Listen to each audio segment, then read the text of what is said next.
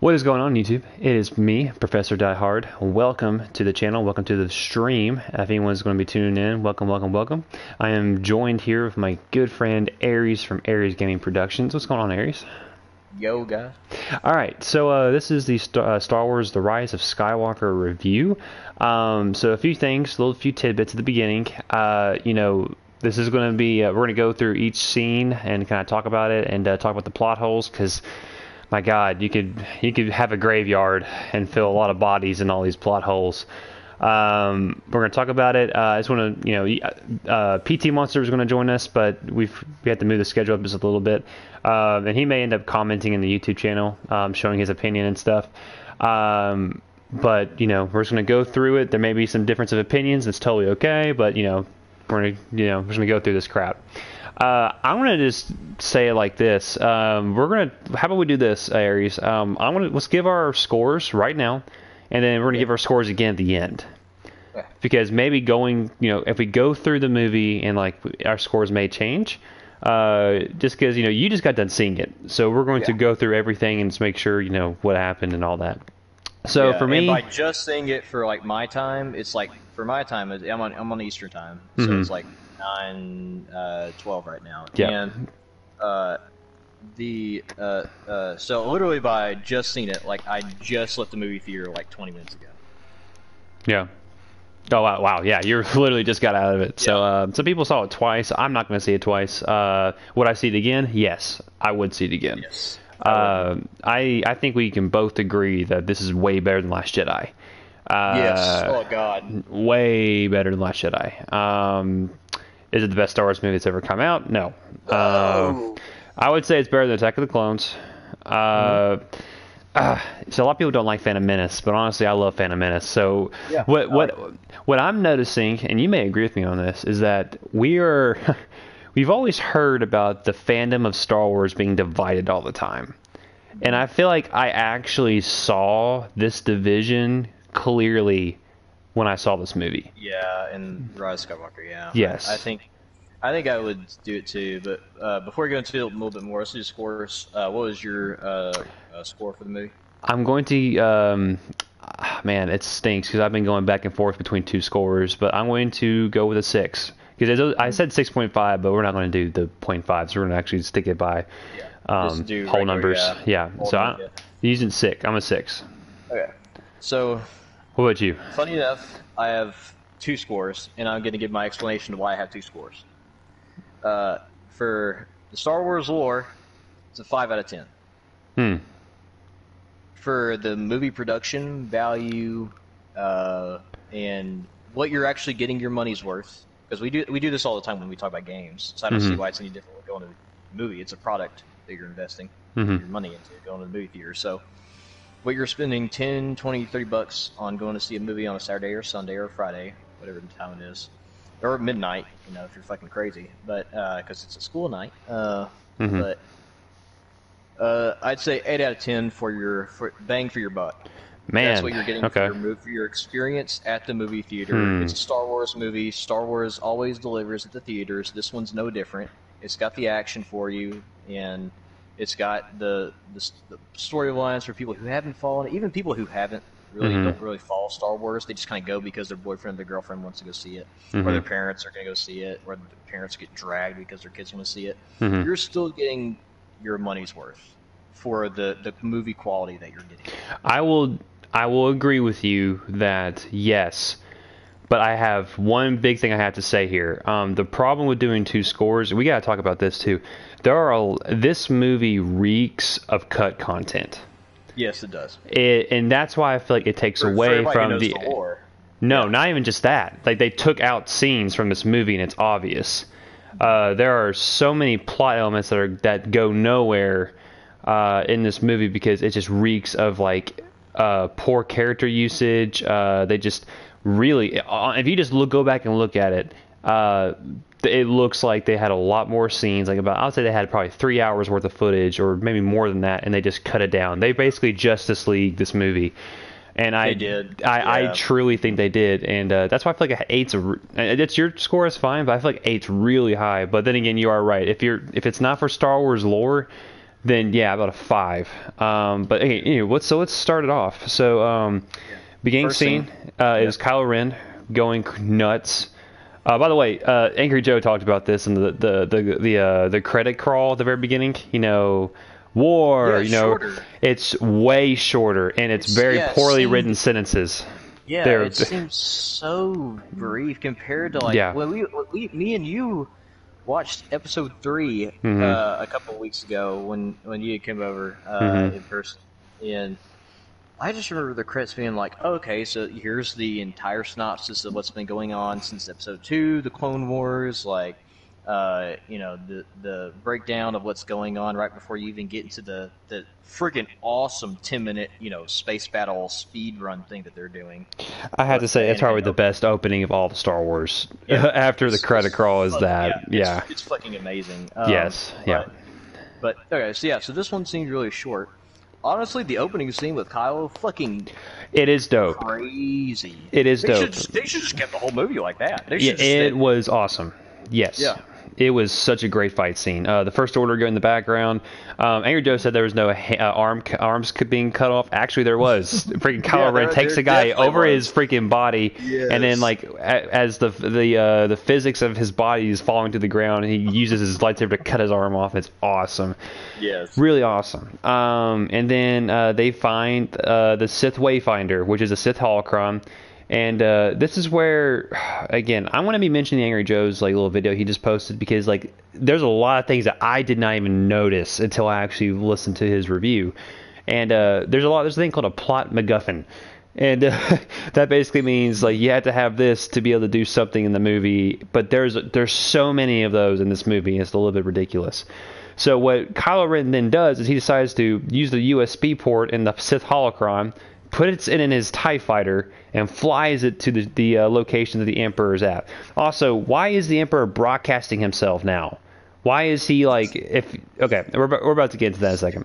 He's on Spacewave radio. Like, they got Dog. they got him hooked up to all the fucking best Sith technology in the fucking Sith world, and he's just like, do it. Yeah, that's all he's saying. So like, this is my biggest grievance with this movie, and honestly, Aries is probably he probably will disagree with me on this. I hate the world. It's a cool world. Don't get me wrong. I think it's a really cool idea of like the lightning strikes on this. It's called I can't remember what the world's called, but a lot of these lightning effects going on, and it's really cool. It has this dark aesthetic, and it's just like, oh man, this place is creepy. One problem though. This movie should be called Star Wars Rise of Flashbangs, because literally it killed my eyes. Okay, and Aries was making fun of me earlier, but like the thing is, some people with like those lighting effects, those lightning effects, it's that, and then like some people just can't watch it. And for me, I literally like I don't have epilepsy, but like I get anxiety, like massive anxiety over time when I have to deal with that flashing. I don't know why it bothers me, but it just does. And it was bad. So the very beginning of the movie and the very end of the movie, I was not happy, because it just would not stop. And like every time you would see a character's face, flashbang. Every time you see the Emperor's face, flashbang, flashbang, flashbang. It just got annoying. I wish that just went away. And like I wished instead of at the very beginning, it was more of a darker tone. Like you didn't see a lot of the lightning effects. And like it used to.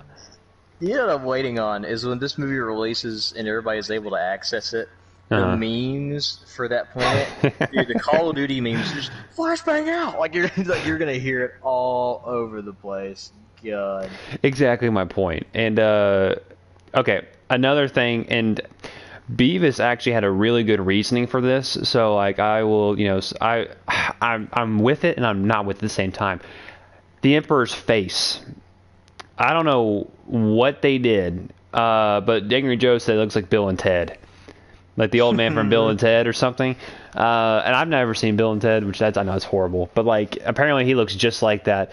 My PT Monster's reasoning was he fell down that shaft in Return of the Jedi, and that's why his face is like that. But granted, his whole everything shouldn't be there, because he should have died there.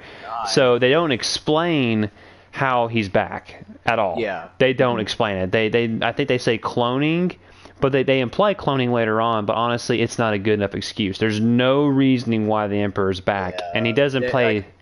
Yeah, because you can't even going back to what we were talking about the lore aspect of this movie too. Yes, is that because the cloning facility on Kamino is already destroyed.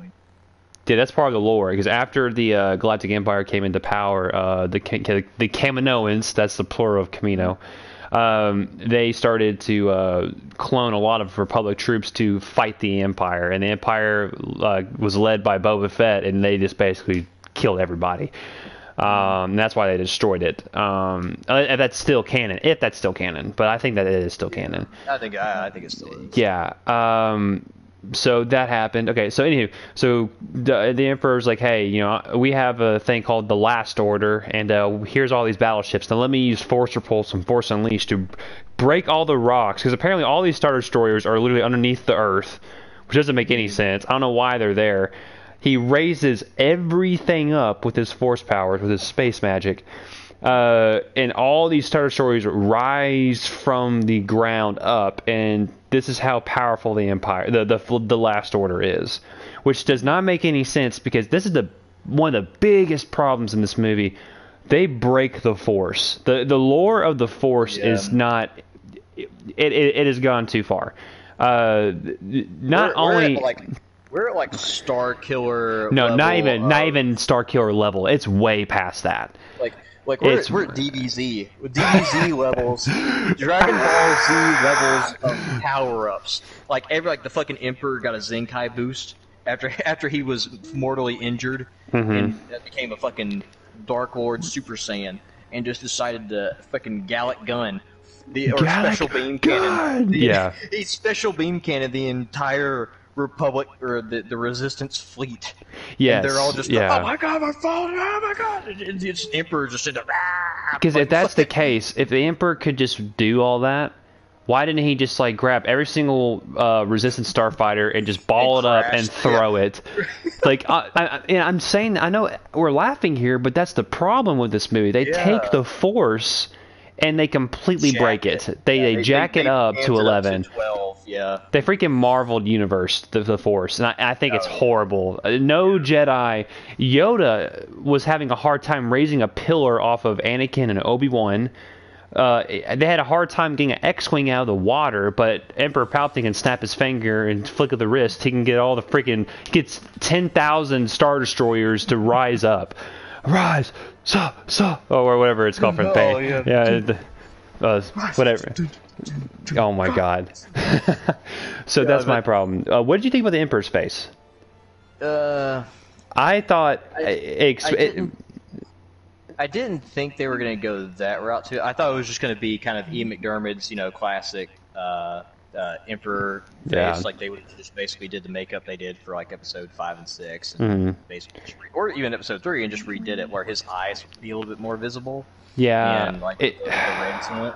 But they did it towards the end, I guess, whenever he does a fucking Sage of Six Paths, Ningendo pulls soul out of body type of thing. And they completely throw the okay. It's they ruined Snoke. The idea. There's a bunch of Snokes laying around. Yeah, in the tubes with there's all of his capes are there too. It's really stupid. It doesn't make sense. Which makes him feel more like a throwaway to what they actually let him up to be in episode 8. Yes, it is. No, yes. Because on episode 8 we were all like, okay, well, eventually they're going to have to come into contact with Snoke. They might even fight them or whatever. Rey's probably going to lose that fight, and later on, no, absolutely fucking not. They decided they're like, nope, character's worthless. Let's get rid of them. Yeah, and that's I don't know.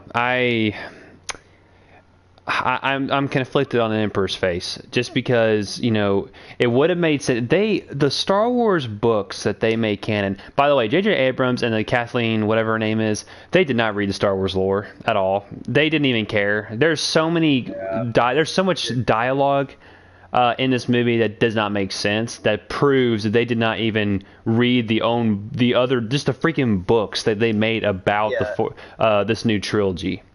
Episode 7 felt closer to the actual Force powers because nobody seemed nobody seemed too broken. Like, You're talking about Force Kylo- Awakens, right?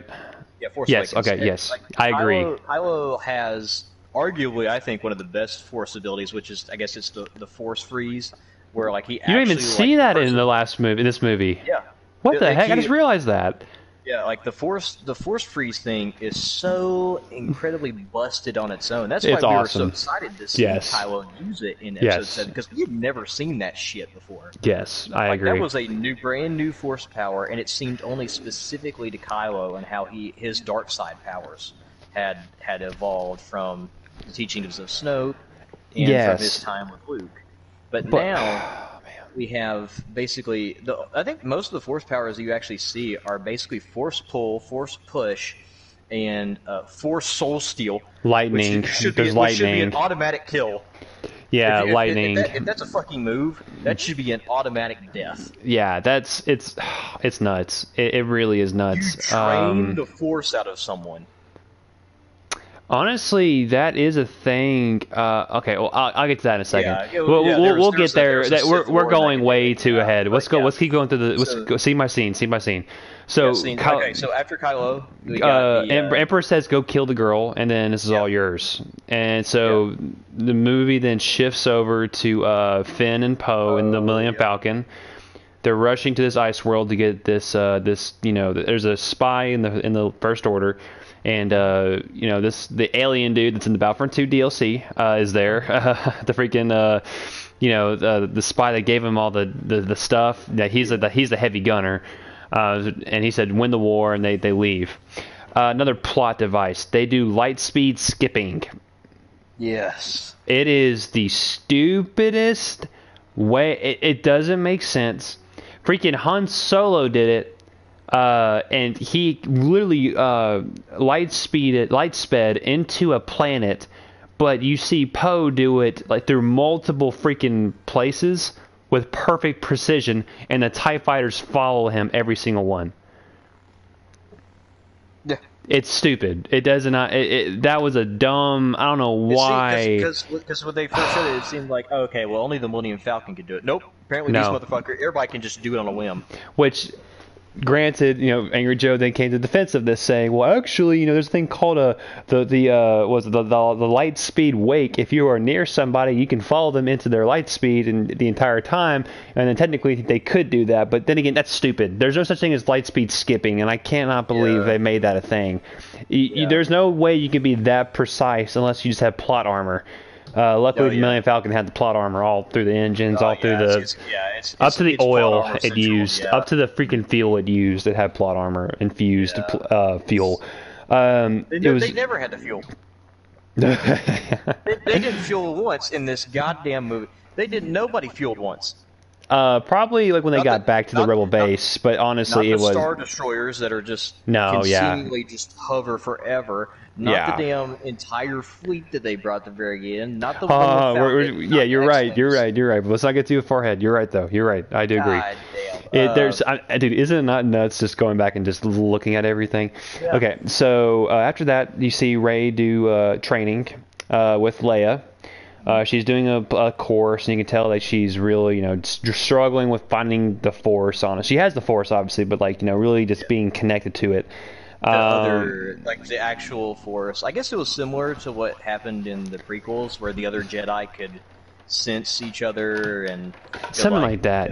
Communicate with each other through the Force, or they would actually feel each other through the Force. Because Order 66, for example, where Yoda is he could sense it, feeling everybody dying. Yes, that was a big thing, which I thought was so cool. That's how you know how in tune the Jedi were. But anyway, so she's not doing a good job with it. She's fighting the combat droid, the training one, and then she throws a lightsaber and then stabs it with a wooden stick, which was kind of cool. I thought that was kind of funny. Also, Daisy Ridley, take me. Dude, Daisy Ridley. Okay, wait, actually, let's talk about. Pause real quick. Let's talk about the. I get that everything. The plot holes and everything. Honestly, the people who are acting in this movie, like Daisy Ridley, fantastic, and fucking all the rest of the cast, like they actually acted their ass off. They did great. They did great. And I will say that. I will talk about other things, but yes. yeah, even McDermott. I mean, for the time that he's on the screen, I mean, he fucking steals the show again. Anytime he's on the screen as the fucking Emperor. But my problem with what they did was like the trailers spoiled the biggest part of the movie. Yeah. And they did that. You want to know why they did that? Because Last Jedi tanked so bad that they had to convince the people who watched the trailers to come to fill those seats. And that's why I think they did it. Okay, so they all get back, and Poe's mad at Rey. Rey's mad at Poe because Poe thinks that she should be fighting. She's training, which she doesn't even need training. She's broken already. And Rey is mad because they busted up the Millennium Falcon. Yada yada yada. So then they all get this transmission that the Emperor is broadcasting across everywhere because Galaxy News Radio, Fallout 3 style. Just I can't remember what the radio said, but basically surrender or die. So that all happens. So then they all decide to go on an adventure to find a Sith Wayfinder or find some way to get to the Emperor. They need to find the Emperor and take him out. So they all go together. They're all on the ship together. I'm trying to think what happens. They all go to the desert world. We're not going to do every scene by scene. It's going to be ridiculous if we try to do that. So they go to the desert world, which I thought was cool. I didn't mind it. It was cool. I liked the dancing and just like this the type of people that were there. It was cool. The kid asked Rey, "Hey, what's your last name?" And she was like, "I don't know. I don't have one." And that's the point of the movie. You're going to figure that out later. Yeah. So the First Order is already there. So this is where we start getting into some kind of dicey stuff. We do get to see Lando there. Billy D. Williams comes back. Lando Calrissian, just his character alone. There was some cut content from this movie from Lando, and I'll get into that in a second. But like Lando is probably one of the most misused characters, and Carrie Fisher, both horribly misused characters in this movie. They barely do anything. They're just there to get that nostalgia factor, and that's it. They really don't offer much. Yeah, he shoots the guy in the face with the crossbow. That was cool. Yeah, that was fun. But like then, big plot hole. Why? Okay, so they go to talk to him, saying, "Hey, you should join the rebellion." He says, "Nah, kid, I don't do that anymore." So okay, well, whatever. He said, "Yeah, so me and Luke were. That's why Luke was there on that planet that he was on, was because he was trying to find the Emperor." And then they tried to find the Sith Wayfinder to get to the Emperor, but they couldn't find it. So Lando just said, "Screw it, I'm done," which doesn't make any sense. Why would Lando just leave Luke on his own? Where is that story at with Luke and Lando? You don't even see it because you want to be like, yeah, I want to see what happened with those two. You don't. So apparently there's a ship there in the middle of the freaking desert that's been there for I don't know how many years, just chilling there, on this freaking canyon, and they had to go to it to figure out where the Wayfinder is, because this guy was a Jedi hunter and he collected artifacts and blah blah blah blah blah. So there's a bike chase, which I thought the action here was cool with the jet troopers. I thought that was cool, but it goes into another plot problem. They said, "Wait, they fly now? You idiot! They've been flying." Jetpacks is not new to the Star Wars universe, and besides, there's some of the books. The books they already engaged jet troopers already, so they don't even read. J.J. Abrams didn't even read the lore or like the books that are going with these movies, and he's making these things. It doesn't make sense. It doesn't make sense, but it's still funny, still a good scene. I thought it was still a cool chase scene, whatever. Yeah, so another thing that felt misused too, the Sith Troopers. We saw them for I think maybe about a minute of screen time. Sith Troopers are at the very. I agree with you. That was actually one of my gripes when I talked to everyone after the movie. But we'll get to that.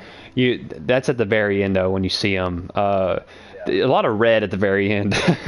Yeah. Everyone was like red on that ship. God, the freaking gunners on that ship had like red. Okay, sorry. We'll get there. We'll get there. So they get to the ship, they land, the ship blows up, or excuse me, the land speeder they're on blows up, and they fall into this like sand pit and they sink. Finn's like, "Ray, I have to tell you something," and then they all sink. Well, okay. whatever. So like C-3PO, which honestly C-3PO is hilarious in this movie. He's just like everyone's like, Finn, are you okay? Ray, are you okay? It's like, hey, no one's asking about me. Hello, Master Finn. Yeah. And he was like, yeah, why is no one asking about if I'm okay or not? And I was like, Chewie, you okay? So there's a slug in there. There's some bones, and it's the Jedi Hunter that's there. And then you come across another plot MacGuffin, the freaking Sith Blade. Now let's take a second and just think about the Sith Blade.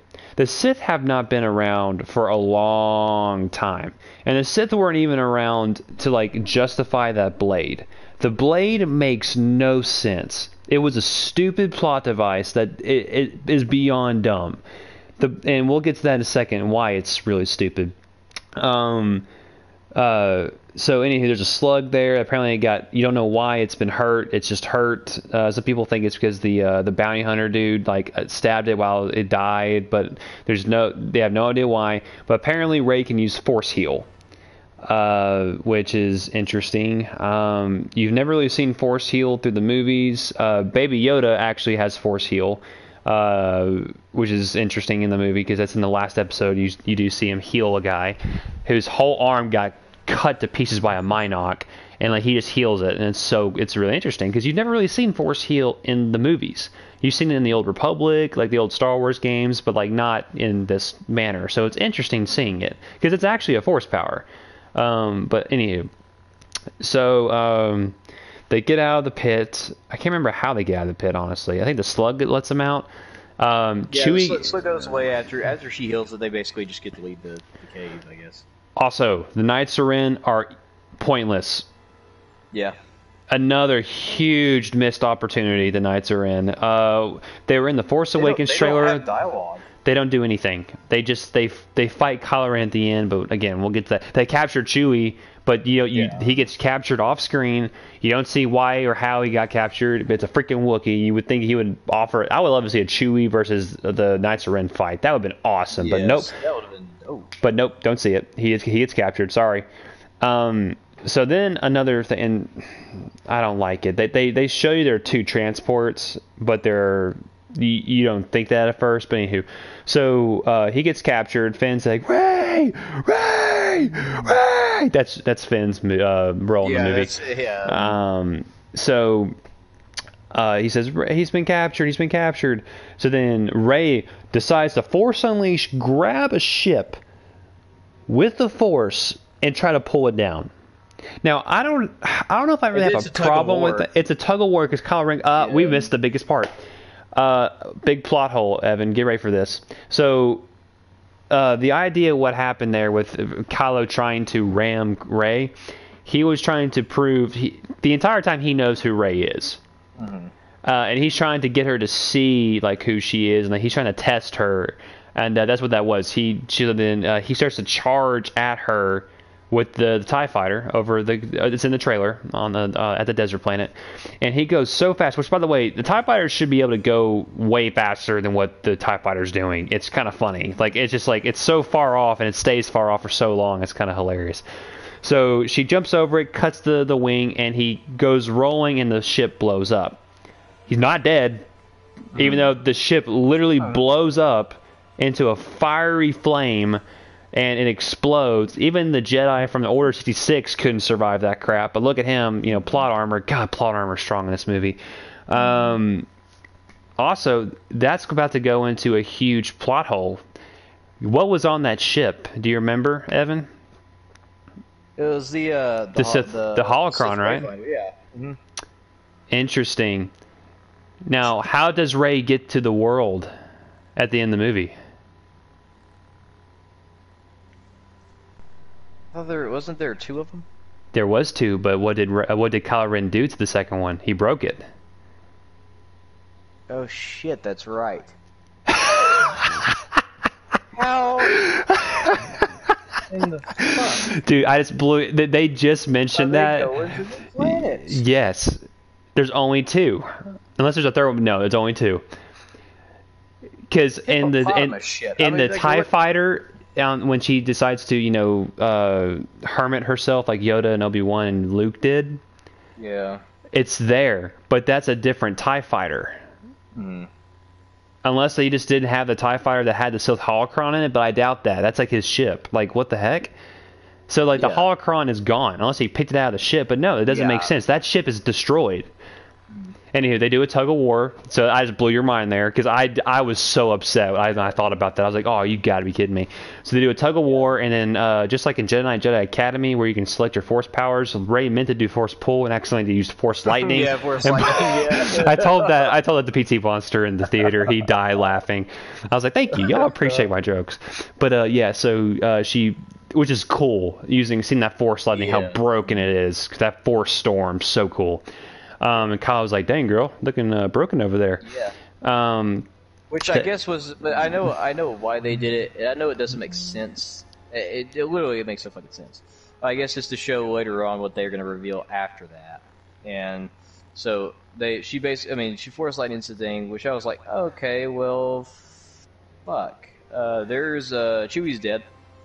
And at the time, I was like, yeah, because I didn't see another transport ship. I thought they only had one ship. Yeah, no, there's two in the. See, a lot of people were saying that too, but when they first land, when the Imperials find out that they're there, because Rey has like, oh, I forgot a big part. Shoot, we'll get back to that in a second.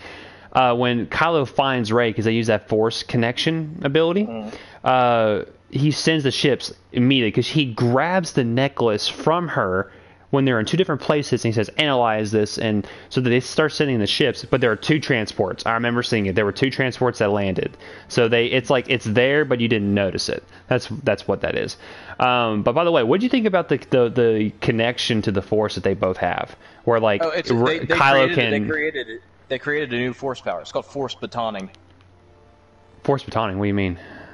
Like how they literally can just snatch things in their little own connected world from each other. What do you think about that? Do you think that's actually bullshit? Oh, okay. You don't like it. Okay. Bullshit. Well, God, that's later on. But yeah, I don't know how I feel about it. I think it's cool. Bullshit. Is it actually Star Wars lore? No. No, it's that's why it is. It's actually bullshit. Because, yeah, it's not right. There's no way. How does he do it? How does he do it? Yeah, Jedi that were so much more like Anakin and Obi-Wan had a deeper connection than these motherfuckers. Yeah, it doesn't make sense. They couldn't just teleport into each other's mind and be like, "Hey, let me see your lightsaber real quick. Hey, you got that blaster? Let me see that real quick." Like, no, the Force just doesn't just give you things. The Force just doesn't do that. The Force just doesn't be like, all right, you're let's see, you're about I guess 500 light years away. Let me it doesn't make sense. No, because think about it.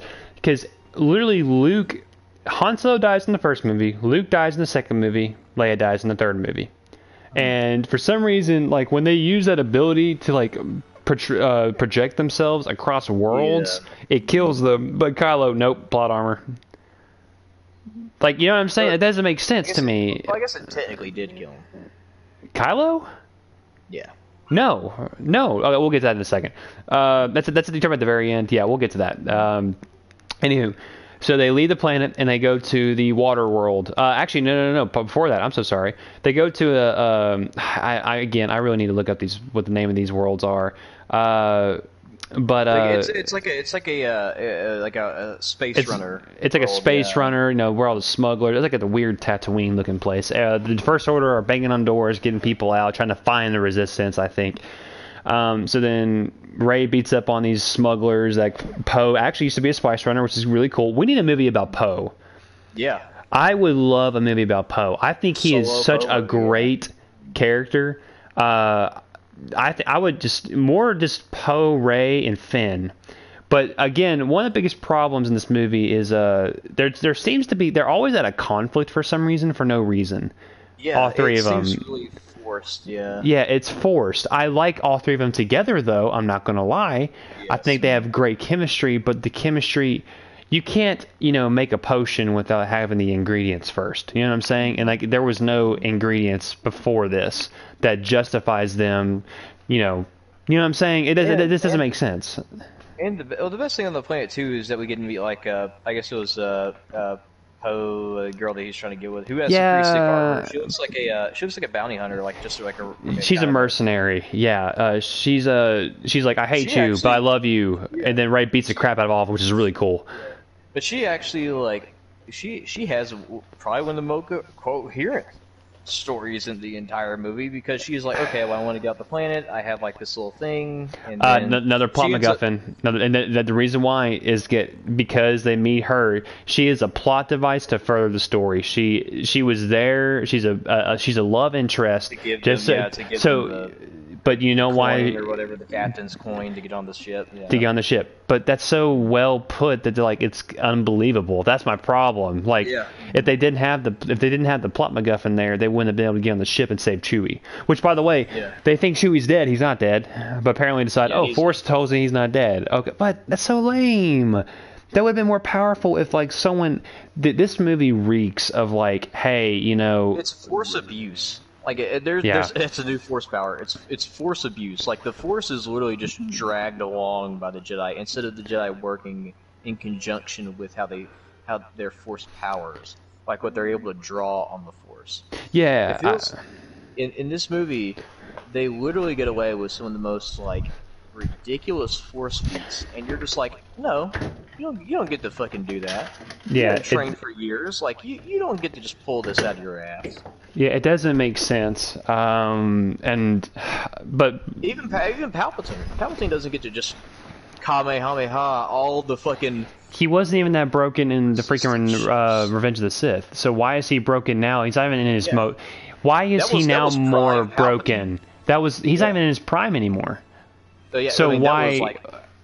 That was like Palpatine at that point was on the same level as Yoda, and like we said before, Yoda had trouble tossing back a damn. But now platform he in the can sand. break rock and like raise up 10,000 Star Destroyers. It doesn't make sense. It's stupid. Because if he has that much power, he doesn't even need an army. He can just flicker the wrist and everyone's dead. Kill everybody, yeah. But Palpatine solo ship 1v1s everyone. so they lose the dagger, right? And so we forgot. Actually, hold on. No. Okay, never mind. We haven't lost the dagger yet. They go on the ship. Actually, no. They take Kylo Ren takes the dagger, does he not? She goes to the ship to grab something. No, she still has the dagger, but he. So they basically do that whole thing where he's they go. Poe and Finn find Chewie, and Rey gets called by the Force to something in Kylo's quarters, where she finds the dagger and finds Vader's helmet. So the dagger was there. They had it and they lost it because I think Chewie had it. Or no, Rey had it. Whoever had it, they went to go get it because they wanted to get Chewie as well. And that's where they have a. Honestly, I think it's kind of cool where they have a battle, like a lightsaber battle, in two different places. I don't know why I thought that was cool, but I thought it was. That's the best thing they use that for is the stormtrooper who's just sitting there like at the stairs, just watching Kylo. Yeah. I wish we would have said something like, "Sir, are you okay?" I wish they would have just played like his perception of Kylo at that point. Just like that would have been funny. But no, you don't get to see that. But so they had that lightsaber duel. Kylo's rushing back to the ship, and they're all trying to escape. Stormtroopers can't aim for crap. Poe gets shot in the arm.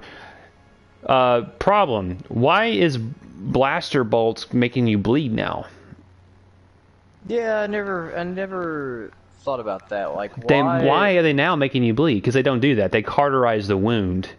Yeah. Like you're dead. You're just dead. But why was Kylo? Why did the lightsaber like burn? You know what I mean? You know what I'm saying? Like, it cauterizes the wound where you don't bleed.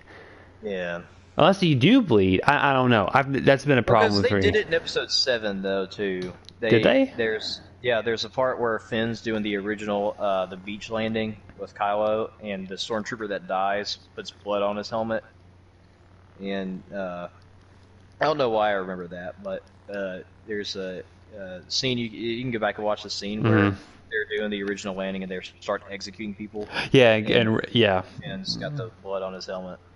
Oh, okay. But no, I think that's because of the guy grabs his face and he dies in his arms or whatever. Was that not it? Okay. No. That was his buddy. That was his buddy or someone.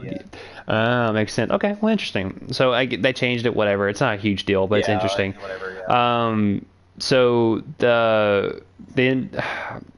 so Ray was like, hey, you had something you wanted to tell me. What do you need to tell me? And then Poe was like, well, you're not going to tell her because I'm here. Like, what's the point of saying that? Like, I'm confused. Like, why? It's like they're arguing or they're bickering about something, and they don't make sense. So anyway, Kylo's like, hey, I know who you are. You need to join me, and the only way you're going to kill the Emperor is with me. And then the Millennium Falcon comes to save her. They escape, yada, yada, yada. For some reason, the landing gears broke for no reason, and they crash land on the next planet.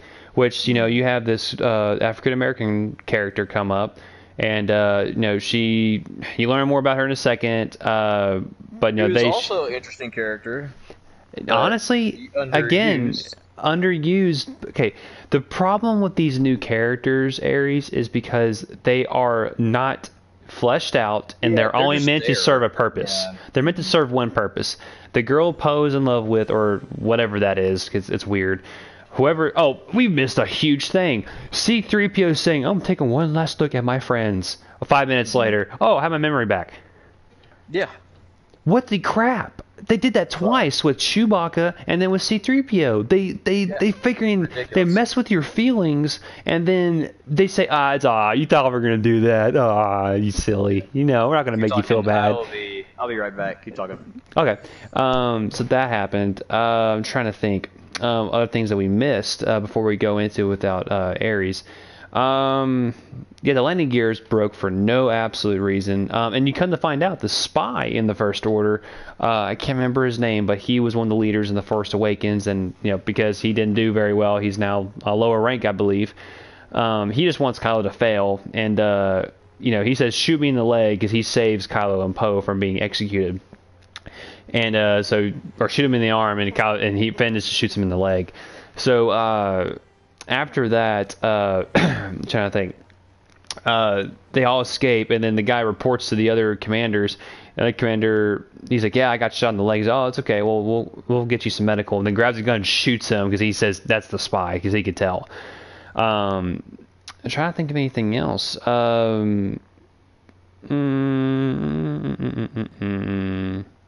But before we continue on, please leave a like, comment, and subscribe. Really helps the channel out. I've been doing this for a while now, and I've been really enjoying doing YouTube. It's a really great thing. I'm probably going to be doing a video of Evil Within later after this video. Been doing a Let's Play of it. I want to play the second game as well, so definitely check that out. And also leave a like, comment, subscribe, and go see Aries Gaming Productions.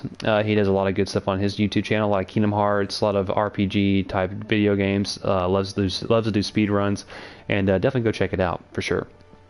But let's go back to the other scenes real fast, because I know where we're at when Ares comes back. Lando, very misused character, is very awkward. It just feels like that there was so much content that was cut out of the movies that he could have had a huge cameo in, and it just wasn't there, which really sucks, because he's such a cool character. And I mean, he was great in Empire Strikes Back and Return of the Jedi, and I just hate to see his character just have no depth in this movie. He doesn't do anything. He serves to be a plot element in these new character stories, which, granted, I love Poe, Finn, and Rey. I actually really do love their characters, but still, it just doesn't make sense. So J.J. Abrams was quoted for Rey to be basically, she has a lot of great power. She can master it quickly, but she's struggling with finding her place in the world, in the galaxy. That's her character problem, which I think is really stupid, because, there needs to be some sort of development. Like, I don't know, when you have a character who just has everything, who's just already broken, who can do everything. I mean, I know there's some animes out there that have protagonists who can basically level buildings. They're so broken, and then they have to fight another guy who can do that, and they have to get stronger to beat that guy. It's just not relatable. And I feel like Star Wars was so relatable with the Luke character, like Luke Skywalker, because he was just this farm boy on Tatooine, and he just rose up. He loved to fly, and he was able to, with luck, skill, and the Force, was able to destroy the Empire's Death Star. So there needs to be a thing. There's a thing called development of a character, and I just feel like that Rey just wasn't as developed, honestly. Finn was really cool. I love Finn. I wish we could have got more flashbacks of Finn when he was a stormtrooper or something, and seeing his past. Maybe having more scenes with Captain Phasma, which is another misused character in this trilogy for sure.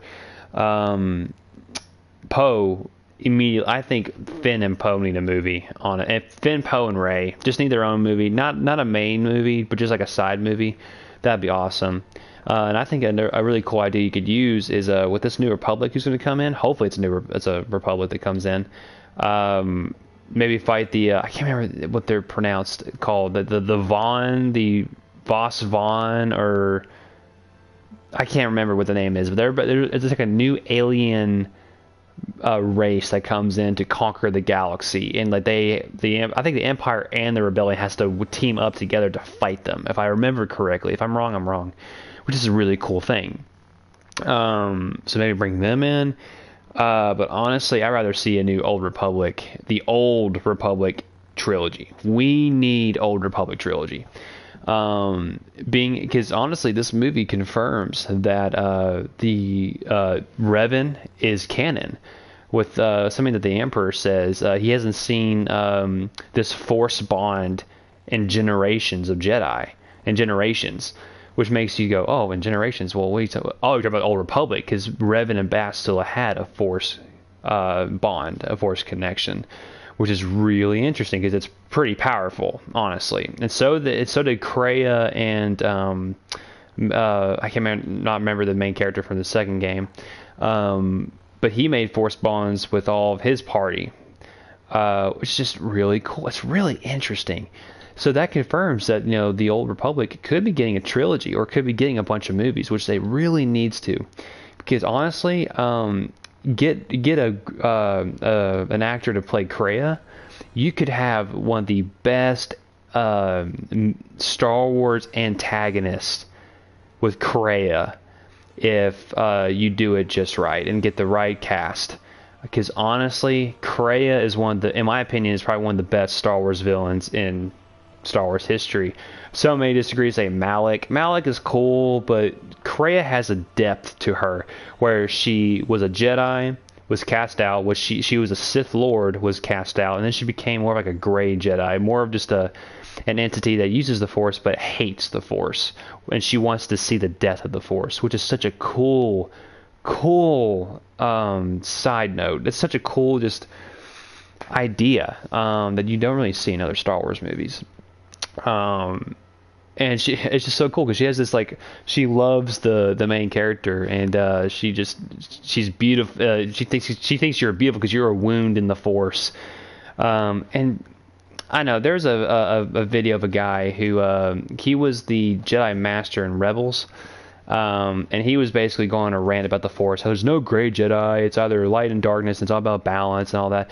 Which I freaking think that sucks. I mean, there's still gray Jedi. There's still, and I know he was taught the Force by George Lucas himself, but still, I think that there's so much other sides to the Force that are quite interesting, and no one really talks about it. But yeah, I think that shows that there can be potential future for an Old Republic trilogy. So we'll need to keep our eyes out on that for sure. Man, I really want to go on, but Aries is not back yet. Let me think. Oh, I got one. The movie, it is obvious that there is a lack of, or a removal of content, because the main Rebellion base is actually a battle on Battlefront 2. It's a location of a battle. So my question is, why is that a thing? Because Battlefront 2, most of the maps, if not all the maps, are about battles that have actually happened. So why is it that this battle did not happen? And something tells me that it did happen, but like it was changed at the last minute to not actually have a battle. Which really sucks, unless like the battle takes place after, but honestly that doesn't even make sense. I'm trying to think. Yeah, it doesn't really make sense here. So could that mean that Could that mean that like this was last minute changes? I really don't know. What else? What else? What else? What else? What else? All right, we're just gonna move on with the discussion, and just we can catch Ares up later. So they go to the new world. It's a water world. It's not a water world, but it's where you see a Death Star fragment that was that's part of Death Star that blew up and it landed on that planet. And I think it's Endor, if I'm correct. If I'm wrong, I'm wrong. That's totally fine. But they go to this planet and they see the Death Star in this ocean. And this is why the sword is such a stupid plot trope, because they use the sword to actually find where the other Sith Wayfinder is perfectly. But it's not like it was, it doesn't make sense. It's like the sword was made like after the Death Star blew up, and it knew exactly where the wreckage would be at and where exactly the Wayfinder would be. Like it doesn't make sense. Like the Sith sword dates back. It should date back way longer than the Empire, maybe even earlier than the Republic. So why is it like it knows exactly where the Wayfinder is on the Death Star after it blew up, and there's chunks everywhere, and it made a perfect chunk where it matches the groove of the sword? Doesn't make sense. Very poor plot device, in my opinion. It doesn't make it's stupid. It does not make sense. There was no semblance of that even being in the movie, and it's there. It shouldn't be. Anywho, let me think. So then Rey decides they need to repair the ship. Rey decides to go out anyway because there's a lot of storms going out, and she decides to go through the storms to get to the Death Star fragment.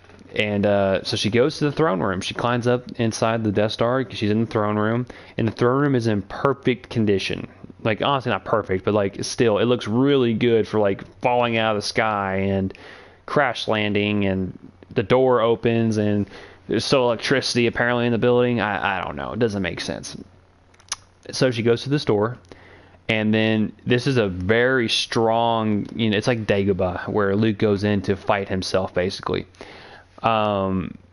She sees herself as a dark Jedi, and she has such a cool lightsaber where it folds, and it goes out to be a double-bladed saber, which is super cool.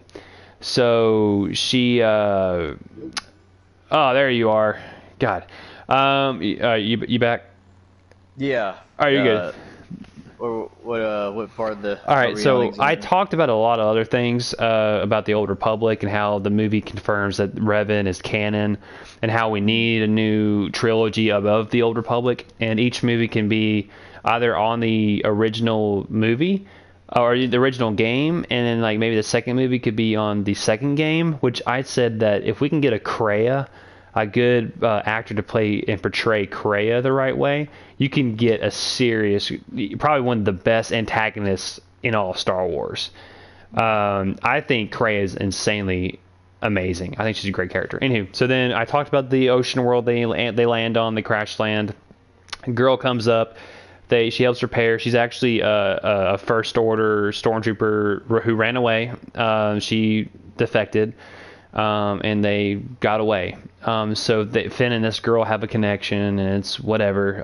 I say that I thought it would have been cool if you would have seen Finn have a flashback to when he was a kid or something, being trained as a stormtrooper. Yeah. That would have been cool, but nope, nothing. So Rey goes out. She goes to the Death Star. And I already talked about this, but I'll just mention it one more time. The Sith sword is stupid. It doesn't make sense. How did the Sith sword know exactly how the Death Star would break up and crumble in this ocean, and it knew exactly where the Wayfinder would be on the Death Star? It doesn't make sense. It's stupid. There's no reason why the Sith sword makes sense. Because the Sith sword predates the Republic. Like, it's an old artifact, and it's engraved on it. It doesn't make sense. I mean, there's nothing you can say to it. Can you defend it? There's nothing to say. I mean, there's... Yeah, There's no reason why the Sith sword even should be a thing. And apparently, but again, as another plot MacGuffin, this leads you here, so you can do this to go do this. Rey goes into the Death Star, and she goes into the throne room, which is in really good condition after falling from the stars and then crash landing, and then the door still opens up. It's just still electricity for some reason, and then goes in. She sees herself as an evil, as a dark Rey. And she fights her, which is way too short, which sucks because the lightsaber she uses is really cool because it folds up and then unfolds. Trying to think. So she said, "Don't be afraid." And she growls at her, and she takes the Sith Wayfinder. Kylo then is there, and they actually have he takes the holocron and says, "Your only way you're going to kill the Emperor is with me," and he crushes it, and Rey gets mad, starts having a lightsaber duel with him. And now we're getting to probably the most stupid moments in the movie. So Kylo's about to strike down Rey. And it's a great fight, honestly. I like the fight. It's really cool how the waves are going up and down. And Kylo's just really drenched. He's just like, I'm still going to freaking kill you. You're done. It pays homage to Revenge of the Sith, where they're on a lava world, now they're on a water world, so it's kind of funny. But then Leia gets off her radio transmission thing, and she goes to lay down, and she basically talks to Kylo and dies. And that's it. That's why Leia dies. It is so beyond stupid how they take Leia out of this movie. And they said that they were not going to use CGI or any visual effects to make extra scenes on Carrie Fisher, and they lied, and they did. So if they could do that, why did they not make her go out in a different way? I can honestly give you a better ending to Leia right now than what happened. She was there at the final battle, and she she had to do something. She had to. The resistance about to lose the battle, and she does something to save everybody. Maybe she uses the Force to do something and saves everybody, and then whatever. That would have been a better way of ending it. She didn't even have to die, but she did, which is stupid. It's very shameful, honestly. Such a great character just taken out for no reason. So then Kylo, which is honestly is a very unbelievable thing, because apparently in Last Jedi Kylo didn't want to kill his mother, but then again Kylo had no qualms with killing his father, so that's not very believable to me that he just didn't want to kill his mom at all. So he stops it. Rey takes her lightsaber and stabs him, and he goes to the ground. Then Rey heals him with Force Heal, and then she walks away. And then I like the scene, Kylo Ren, which is, he now goes by Ben Solo. Kylo Ren died, and Ben Solo's back. And Han Solo's there talking to him. What'd you think about that scene? I thought that scene actually was good for, I guess, trying to make him, I guess, believable and what he would think about coming back, as opposed to him being Kylo Ren to now being, fully becoming Ben Solo. And so number one, it was good to see Harrison Ford come back one last time. I didn't think he was going to do it. That's interesting to me. Yeah, I guarantee you, though, that's the last thing he's going to do for that character. We all thought Episode 7 was going to be the last thing, but bringing back for Episode 9, they brought it really the big three. So Harrison Ford, Mark Hamill, Carrie Fisher, they're all there. So they basically had the checklist. I'm sure they were in the drawing board going, okay, we got to have all three of them here just to do the passing of the torch thing. For Rey and Ben and Finn and Poe, all that sort of stuff. So they checked off that box. They were like, "Yep, checkbox, good." Harrison Ford was probably like, "Oh, fuck it. If it'll kill the character off, finally, yeah, give me back in this thing." Because Harrison Ford hates Han Solo. I just think despises the character. I think that the biggest sin of this trilogy is that Mark Hamill, Carrie Fisher, and Han Solo never got they never had a reunion. Yeah, they never did. Which is a huge, horrible thing. Not even fucking Lando and Han. Not even Lando and Han. Yeah. it The Solo movie goes into more detail on that. yeah, it's shameful. It's shameful. But I have nothing but distaste for J.J. Abrams because he could have done that. yeah, He could have done that in Force Awakens, or the guy who did Last Jedi. He could have done that in that movie too, but it was just too late, and they did not. Ryan Johnson just never needs to be touched Star Wars again. Honestly, keep him away from the Star Wars product. Absolutely. Very, very upset how they treated those three. Mark Hamill was in tears on set because of how much they ruined his character. I just think that they decided to just really. They did a lot more harm than good for these original characters, and it's shameful. Yeah, they did. It's shameful. There just wasn't anything to honor them really in the way that I guess a lot of people would have perceived. None. But this movie tries to make up for it. I think JJ did the best he could in the damage that was done to Luke in Episode 8, because he comes back as a Force Ghost, which the first time he came back was fucking ridiculous. I think he catches the lightsaber as a Force Ghost and it appears out of the burning abyss of the Kylo ship. Yeah, and I thought, I was like, oh my god, I was like, this is what they're really gonna do. But he actually comes back and gives some, pretty because it's not really Han Solo; it's the memory of Han Solo. Yeah, like it's not. He's not actually there as a Force Ghost. So that's probably one of my favorite scenes in the movie, just because it's a very real. It doesn't feel forced. It's a very real moment with Kylo and Han. They finally get to kind of reconcile after what happened in Episode 7. And it's good because I love Kylo Ren's character. Like, you always see the light struggling to be dark. You never see the dark struggling to be light. Yeah. And I wish they would have done more with that. And finally he broke and he was a Jedi. He was meant to come back home. Which I have a big problem that we'll talk about the very. Yes. Oh, there's a lot of problems at the end. Oh, we've hit some pretty big things, but we're not even close to being done roasting this movie.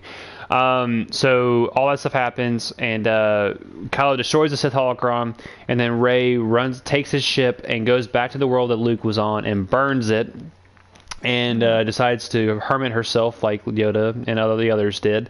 And she throws the lightsaber in the fire, and Luke catches it as a Force Ghost.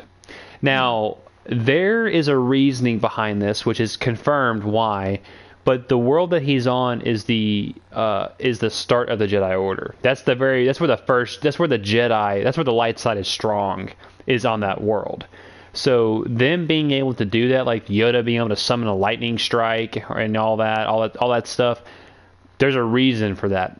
Also, it confirms that the reason why the explosion happened in with the other Jedi, with Luke Skywalker and the apprentices, is because the Emperor summoned a lightning strike across the galaxy and hit it. Apparently that's like in the books or something, or that's apparently what happened. Which doesn't make any sense, but whatever. So he grabs the lightsaber and says, "Hey, this is not how you treat a Jedi weapon." And she was like, "But you did that." He's like, but I was wrong." I'm like, that must have hurt Mark Hamill having to say that. Yeah. God, I was wrong. No, you weren't. You were right. His character wasn't right, but Mark Hamill knew. Luke Skywalker, after redeeming his freaking father, the worst person in all the galaxy, redeeming him.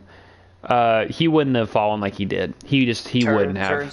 Turns to a life of scum and villainy and hermitage. Yeah, he wouldn't have done that. He just wouldn't have, and it's shameful. It's very, very shameful. I don't care what anyone says, that you cannot defend that.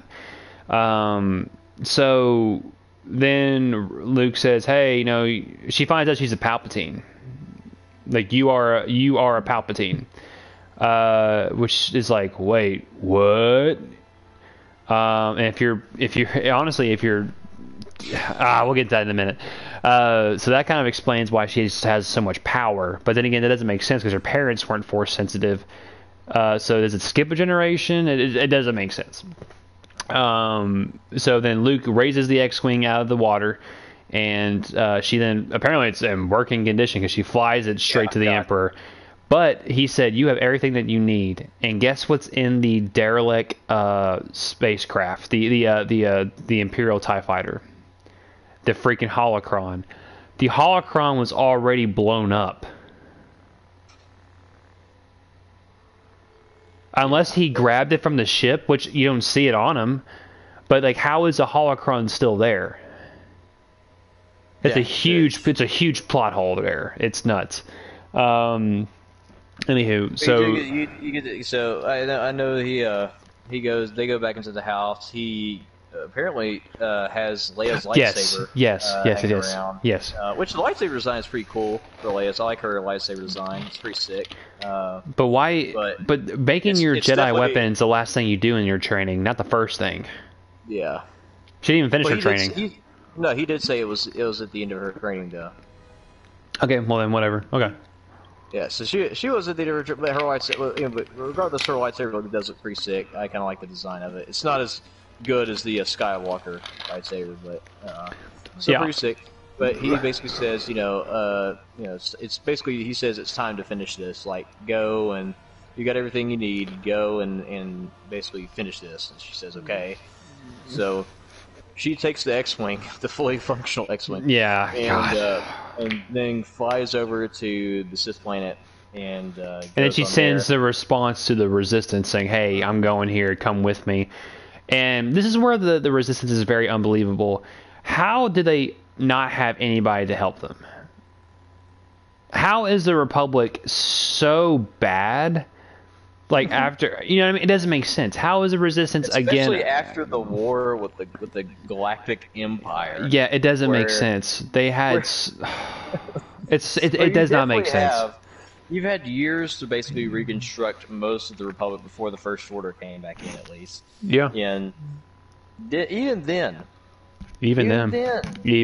So they've already started, I guess, to try to reestablish the Republic again. And they've already got ships. But for some reason in this movie, it just feels like these people travel at light speed. And it just seems like it takes them for fucking ever to get somewhere. Yeah, and it doesn't make sense. Okay, there's no reason why they should have no army. Like, where is their military at? Even Leia had the Resistance, and because the Republic wouldn't do anything. It doesn't make sense. The idea that the rebellion is still the Resistance is like the rebellion is stupid. The Resistance should have more people than the rebellion ever did, and it huge plot hole. Doesn't make sense. Yeah, because even Poe asked Lando, he was like, yeah, how did you guys do it when you essentially had we had each other. Yeah, that's a good response. Not the we're the Resistance, we're shit out of luck. Like it was like, no, fuck, okay. Genuinely does not make sense. No. So they all decide to rush over there. Poe becomes a general. So does Finn. Apparently, they have a reunion for no reason because it looked like they had an argument. Now they're best friends again for no reason. So they have the idea of how to fight the Last Order, which doesn't make sense. Oh, by the way, every Star Destroyer now has a freaking portable Death Star. Yeah, laser. They literally have a Death Star laser. A fucking Death Star laser. That's stupid. Each one of them. Every single one of them. By the way, there's 10,000 of them. What are you talking about?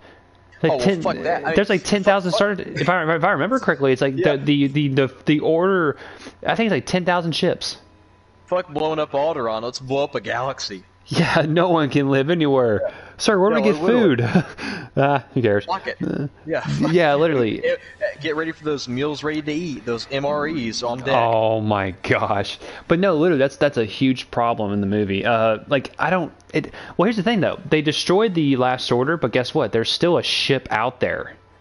Mm-hmm. There's still a ship out there that blew up that planet. It's still out there. Mm-hmm. So what about that ship? No one's going to talk about that one, and it starts blowing up every other ship, whatever. So every single ship has a freaking portable Death Star laser, which is stupid. Broken. That it's broke. It doesn't even mean anything. They blow up one planet. Who cares? And you're playing an RPG and you get the ultimate weapon. Well, it's like you're playing you're level 1. You're level 1, but you get the ultimate weapon. I would say like you're playing an RPG. You're level 1 going up against freaking the last boss at level 1. You got fucking Angel Wing Sephiroth. But Sephiroth swipes. If he hits you one time, you're dead. Yeah. Like you don't have any. You can't do anything. You just die. Imagine, Die. You got the lasers thing. You like hear is dun dun dun dun.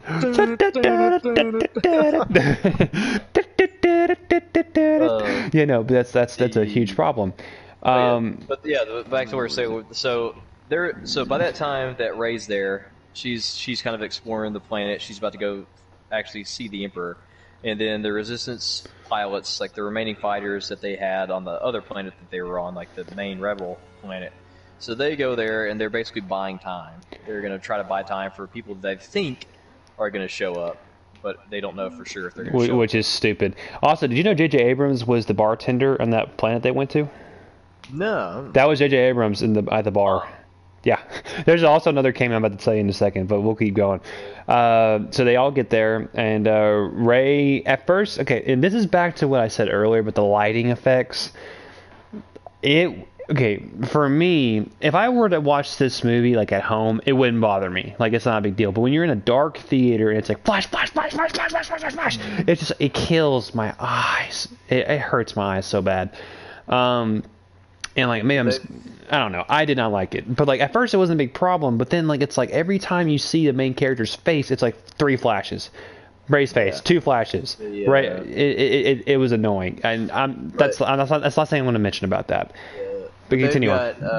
So she finally gets there, talking to the Emperor, and so we finally get at least a better close up of his face there too, where we can actually kind of see what his face looks like for the new revamped version of his face, and so he's basically telling her that like, yeah, you know, now that you know you're Palpatine, and basically we're gonna do this Sith ritual where you're going to kill me, my Force Spirit's going to go into you, and you'll basically be the new Sith Lord of the galaxy. It's like, Emperor, will you stop whining? He keeps telling everyone to strike me down. It's like, will you stop telling me to strike people down?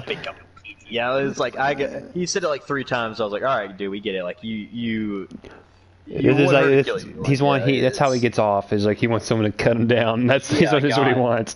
Jesus, he got a boner waiting for that lightsaber to hit him. Like, it just, oh my god! But we shall cross our blades. Yeah, so we've got, but they've got. So she's basically doing that. She doesn't want to, but then that's where he does his fucking, next level, pull the boulders out, and she sees basically all the rebel pilots are getting, fucking crushed, as they should be, by a fucking never before seen armada, and they're just losing bad. Like, Poe is just watching everybody just get fucking gunned down, and he's like, oh shit, like, we're actually about to lose this. And I kind of felt that. They had me going there I was like, okay, well, maybe, hell, they might fucking kill off Poe here. I was like, fuck.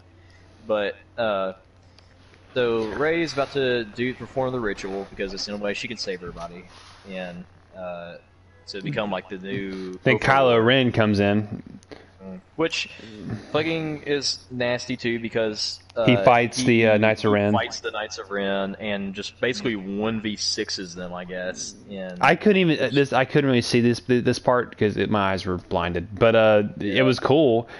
But then he brings out a blue lightsaber. whose lightsaber is that? I think it was the Anakin lightsaber.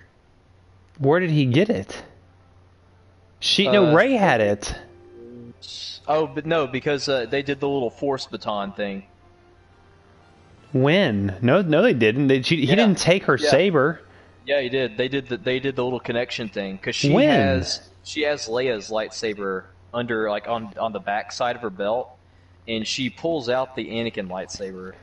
Well, right when she's about to do it, she puts it behind her back, and then does like the little, I guess, the head nod. Oh, I didn't see that. Okay, and that makes sense. I did not see that. Kylo gets the Force baton past him with the lightsaber, and then just starts fucking destroying. Okay, that's cool. I did not see that as a thing. Okay, my eyes were not very open at that point, so that makes sense.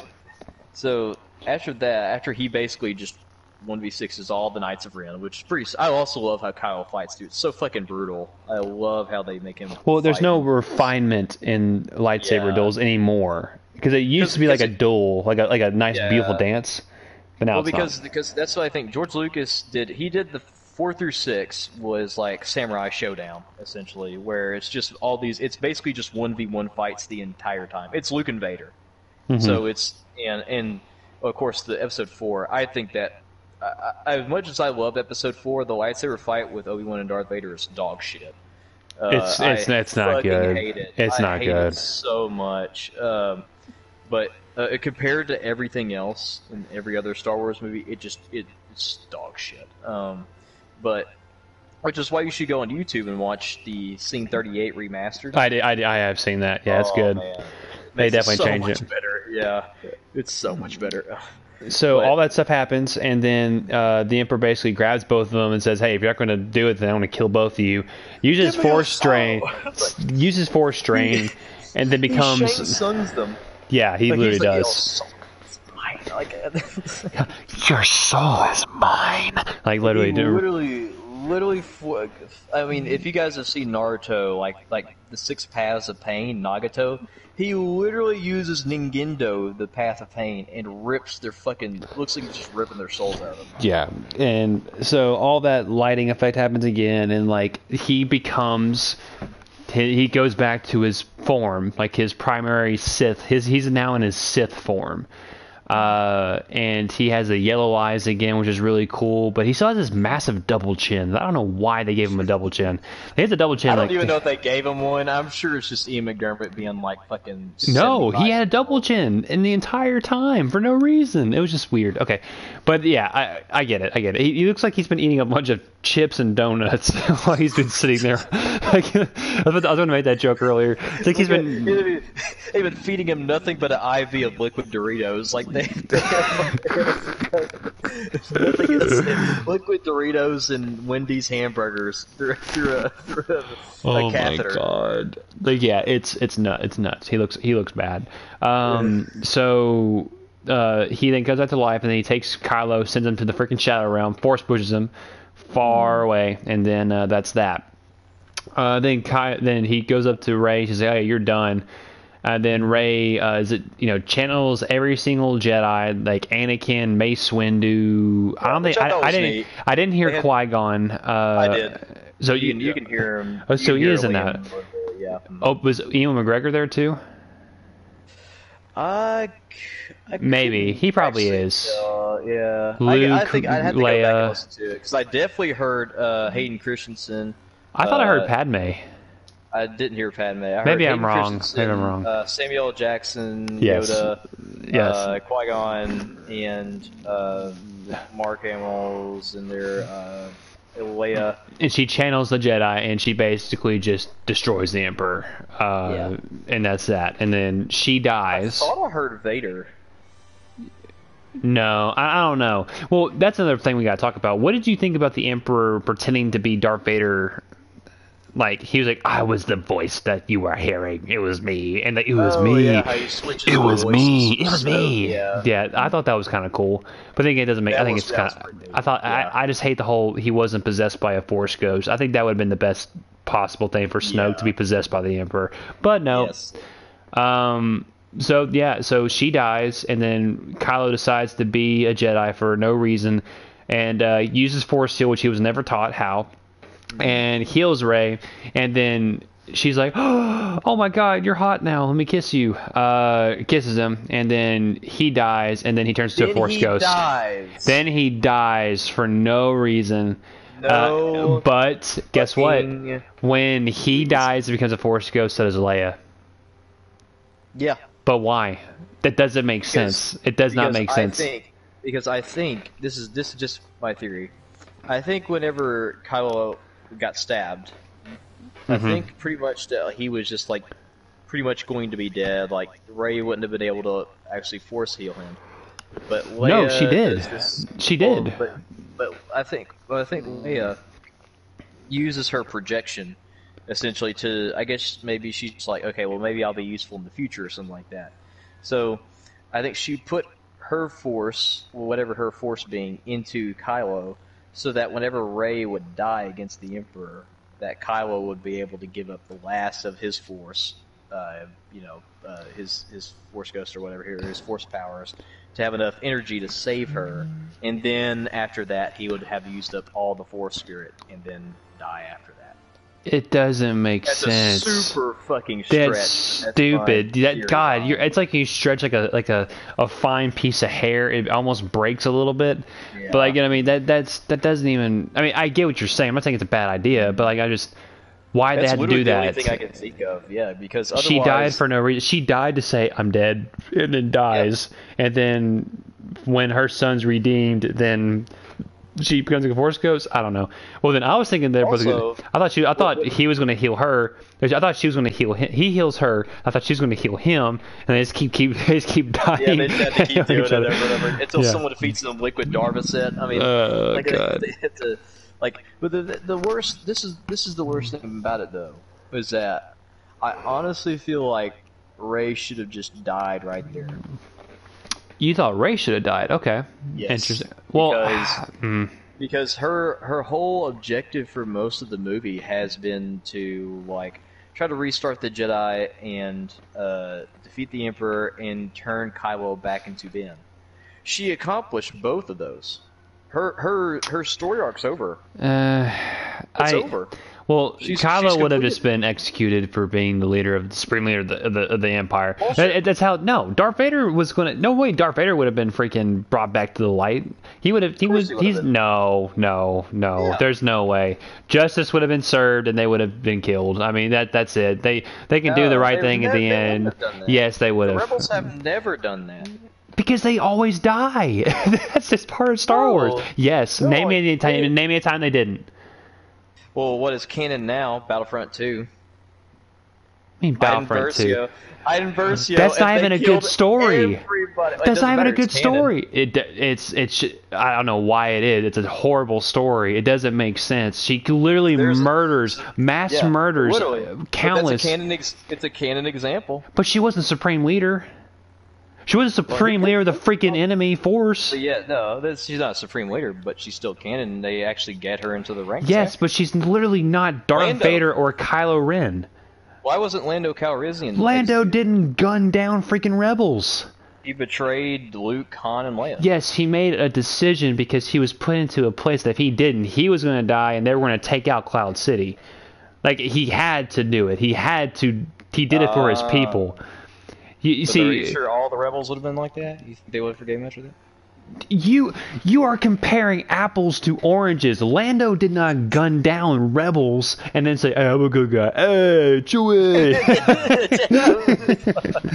No. That's what I'm saying though, because Kylo Ren, like, the reason why he was so far gone that he was able to justify. He used everything he had left in him to heal Rey, because Rey was gone. Like, she was like looking into the oblivion. Like, she was done.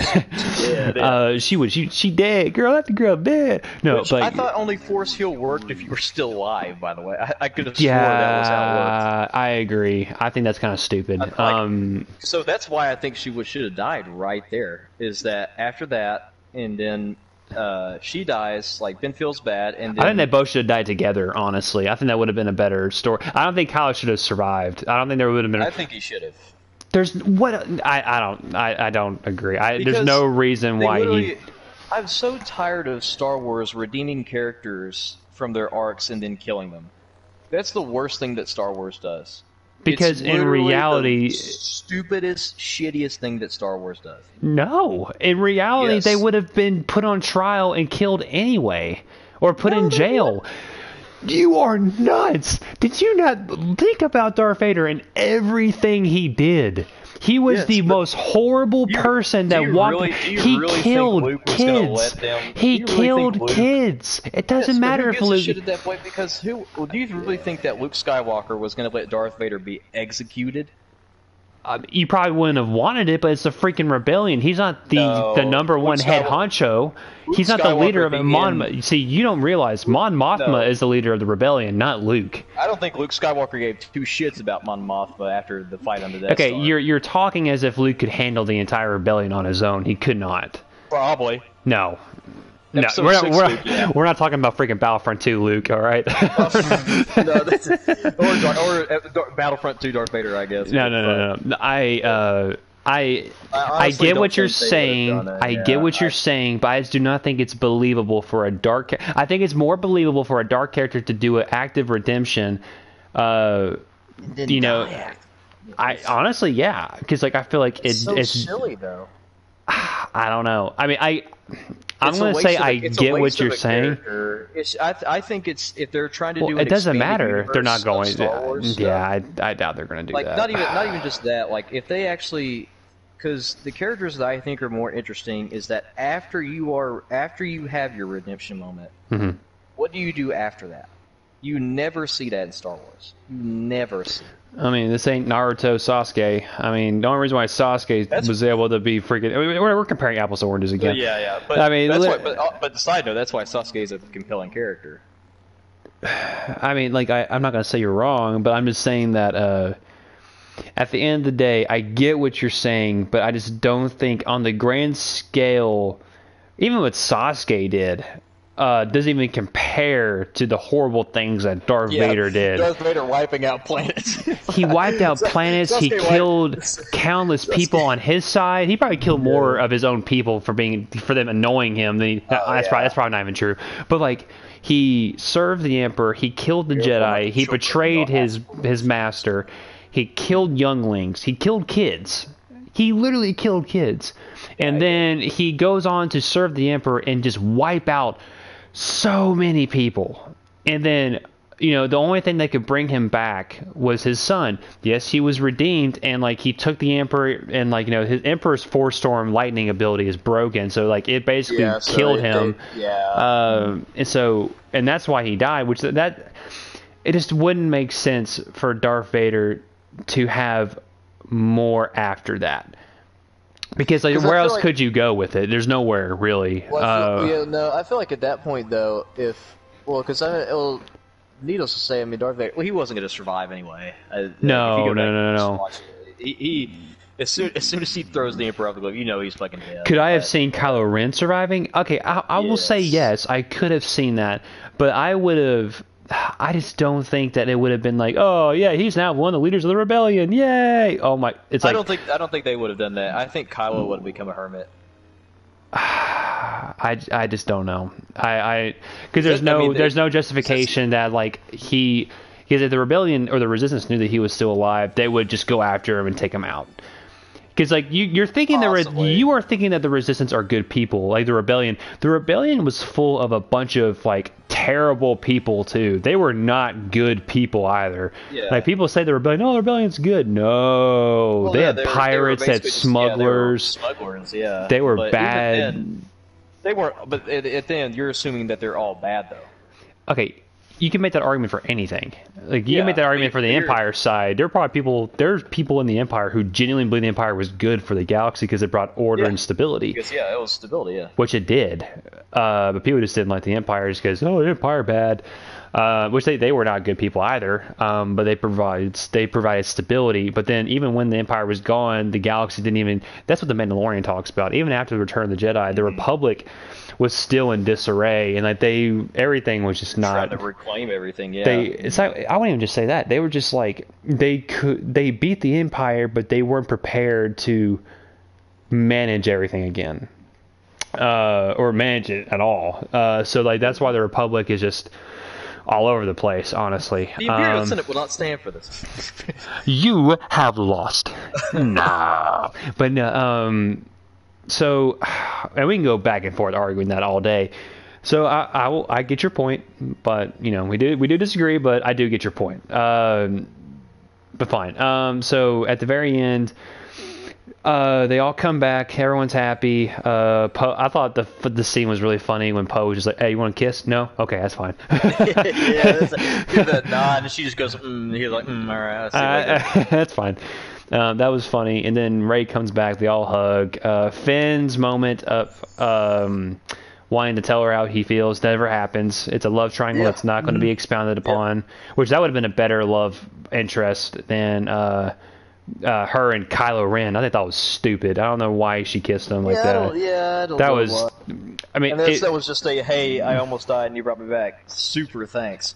Yeah, super thanks, and then dies. That kiss was fire though, but I'm dead. Honestly, I would have thought that the relationship with Finn and Rey would have been better for the community. They got more, for just they got more connection. Well, not even just like with black people and white people. Just like I think that would have been good just to see that on screen for such a major movie. Just on a political standpoint, that would have been really great. Nice. But no, you don't, which is stupid. And then so Rey then goes to Anakin and Luke's home, and she buries 2 sabers there, and then she grabs Leia's saber, which Leia's saber wasn't even used at the final battle. Yeah, it was. No, it wasn't. Her saber's yellow. Yeah. No, hers was blue. Then what's the yellow saber from? I have no fucking clue. That's the other thing I wanted to talk about. Where the fuck did that yellow lightsaber come from? Where did it come from? I was confused. How was it made? Where did they get this? Where did they get the fucking crystal? Because all the crystals are fucking gone. I mean, what the I don't know if they're gone, but like I'm confused because I thought Leia's saber was the yellow one, but I guess I'm wrong. Okay, that's fine. So that makes sense. Yeah, but I guess they were both. Yeah, because the only sabers they have, the final battle are Anakin Skywalker's and Leia's, because she has Leia's in the back pocket that she uses after she like force batons the other one to Anakin's to Kylo. Wow. Which is fucking ridiculous. Again, it's fucking stupid, but it's like so. Because right when she pulled that out, I was like, okay, well maybe. Okay, is it symbolic of maybe, her becoming maybe more of like a gray Jedi, where she has like more of the gray sensibilities that, she's seen what the light does to people too much and what the dark side does to people too much, and maybe that's like her new lightsaber. She thinks her training. There's no reason why she had. There's just that saber just came out of nowhere. Goes, hey, look, it's yellow. That doesn't make any. That was stupid. I agree. I'm trying to think in my mind like why it was actually put in there, other than just the fact that they're like, oh, she's got a fucking yellow lightsaber. Oh, I can easily explain it to you why. Because they cut content out of the movie. It's like okay, another reason why. Millennium Falcon. That alien dude that was fixing the door. Yeah. You know what I'm talking about? Like, you would never see his ass again. No, he's there for a second, but apparently he was like on the main cover, the first one of the covers of Rise of Skywalker. Did you know that? Like he was on it, and they took him out because like no one liked him. So that happened. The Jedi Hunter was very misused, very tacked on. Doesn't make sense why his ship is there, and no one's stolen it. It works just fine. But let's keep finishing up the movie. But yeah, so she buries the 2 sabers where they are. It's Anakin's saber and another saber, right? What's the other saber? Is it Kylo's saber? Mm-hmm. I don't know. No, Kylo's saber was thrown into the water. It was Anakin's lightsaber and Leia's lightsaber. Okay, so they buried it there on Tatooine, and she says, "Hey, what's your last name? I'm Rey. Rey what? Rey Skywalker."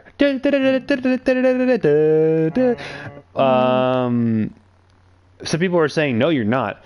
Well, actually, yeah, she is a Skywalker. Because if you think about it, technically, Palpatine started the Skywalkers. Think about it. He manipulated the midichlorians that created Anakin. Which is also another theory, which there's 2 right now. Darth Plagueis and Emperor Palpatine were like working on like manipulating life and creating life, and the Force fought back, and basically instead of making someone to fight for the Sith, the Force made a child that was going to basically bring balance as to get back at them for doing that or something.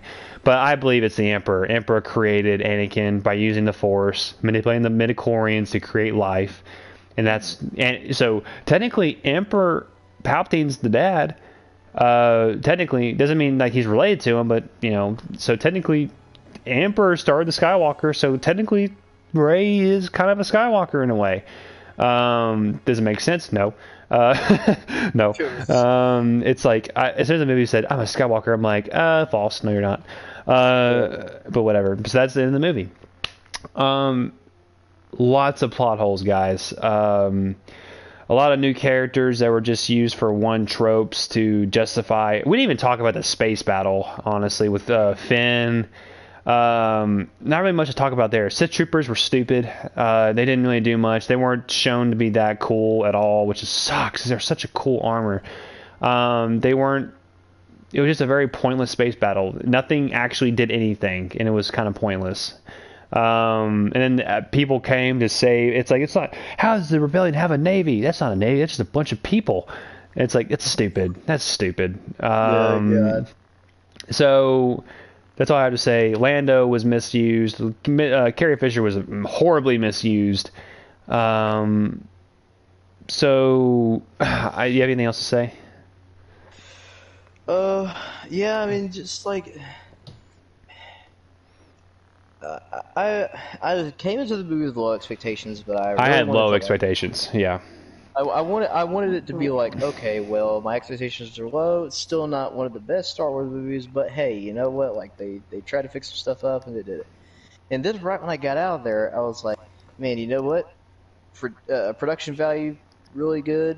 As far as it actually sticks to everything we love about Star Wars, not really. Like I can't wait for the way. I feel like I needed something after I watched the movie. I felt like I needed somebody to actually come in and say, "Hey, we're just fucking with you, right?" Like this whole thing, we're just fucking with you. Like we didn't. This is a dream. Yeah. We didn't mean any of this shit to happen, and then you realize, oh fuck, they actually did, and they released this shit, and it was just like. I'm sure whenever they were watching it in their creative content booth thing that they all have all the directors in and JJ's watching it. I mean, there's just like certain stuff where if they were watching it, somebody should have gone, yeah, that don't look right. We'll have to. Maybe we need to reshoot that, or we need to adjust. Where was quality control of the lore? Yeah, there was none. J.J. Abrams obviously didn't even read his own stuff or read other stuff that actually contributed to the lore at all, which is really bad. You're the chosen one. It said you would be merciful. I destroy it. Yeah, it's So we should go into ratings one more time.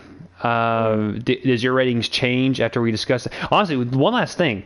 Chewbacca was given a gold belt thing. What was he given? I think that was the belt that they give at the end of Episode 4. Episode 4, A New Hope. After they blow up the Death Star, they're all at that little ceremony and they're getting like the medals. I thought that was something from the Solo movie. I don't know. I want to say it was the one that they get at the end of this. I don't know. I had no idea what that was. So maybe I'll look at the Angry Joe's rest of the video and see if they could tell what that was. I couldn't tell what that was.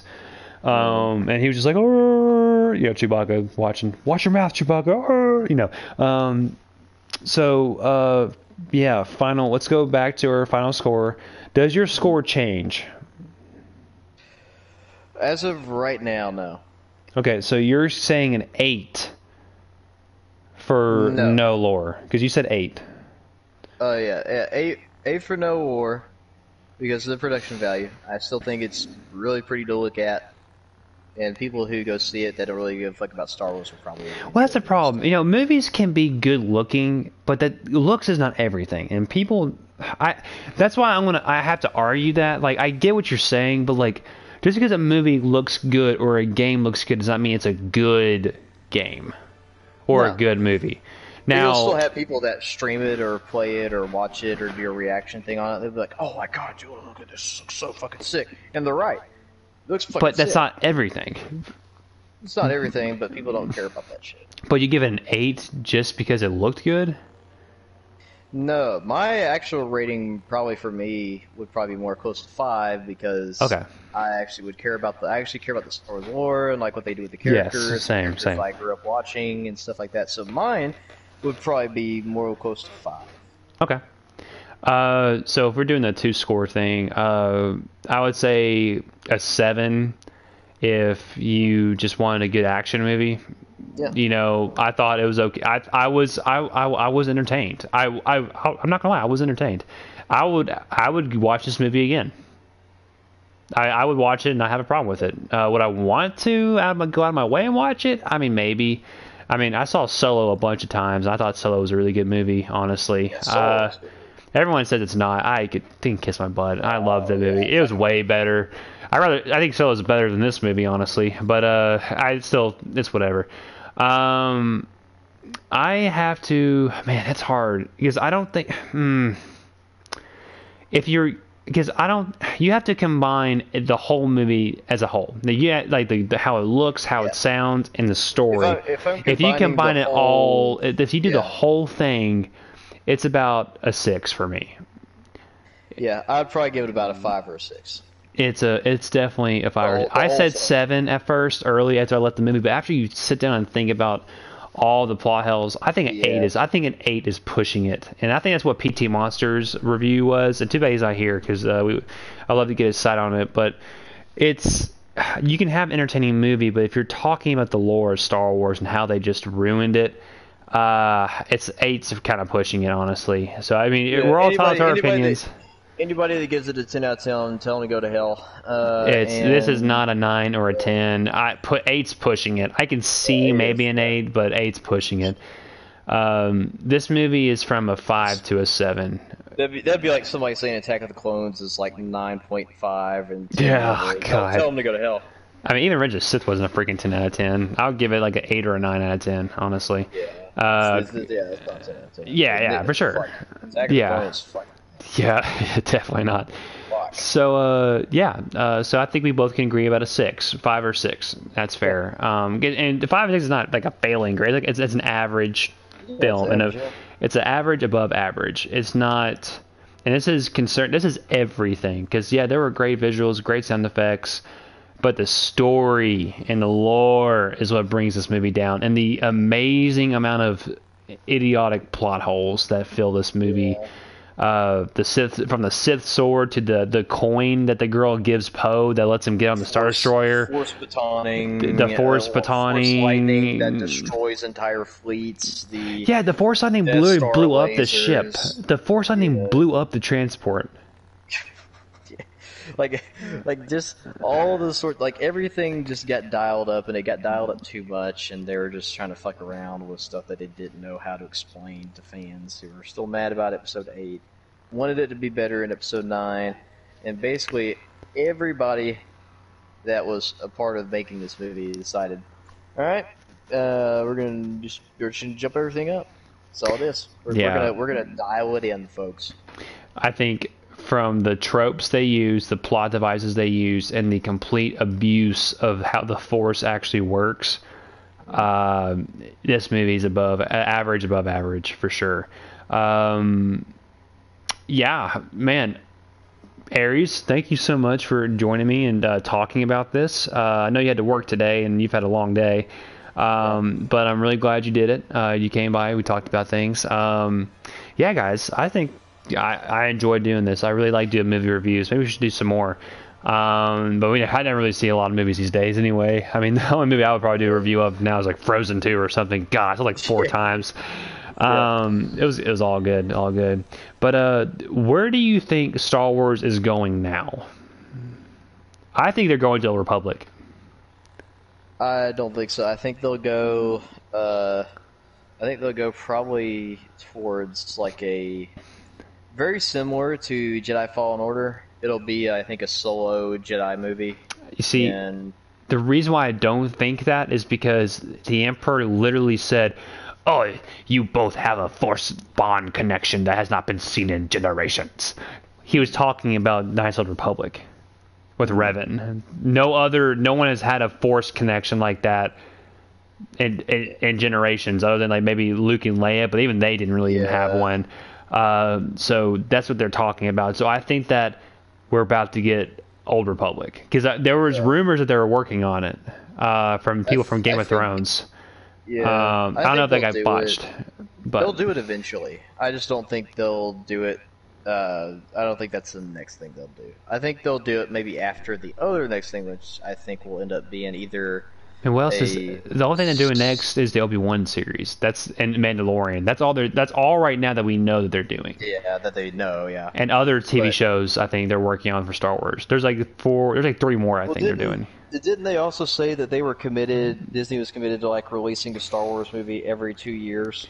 Yeah, but that was at the beginning of this trilogy, was it not? I think after the fire they got back. Well, here's the thing they don't realize. Mandalorian's doing really well.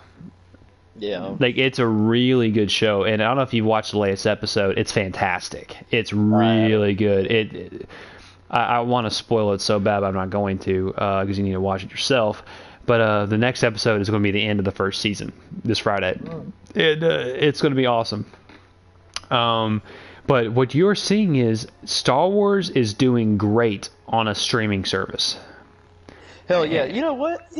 We don't need a Knights of the we don't need an Old Republic movie. We need an Old Republic series. You know what? I am with you 110% on that. Like, seriously, Disney, if you're listening, don't do movies for the Old Republic. Do a streaming. If you do movies, do multiple movies. God, don't just do 3. I mean, God, there's so much you can do with Old Republic.